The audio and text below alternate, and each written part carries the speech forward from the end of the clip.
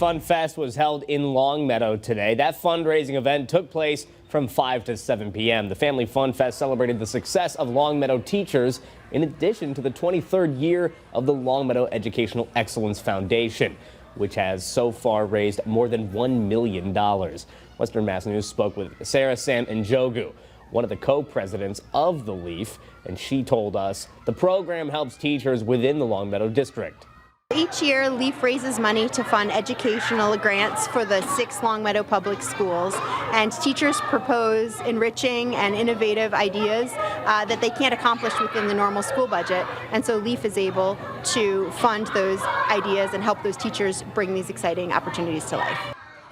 The Family Fun Fest had several activities for local families to participate in, including raffles and auctions, face painting, lawn games, and more.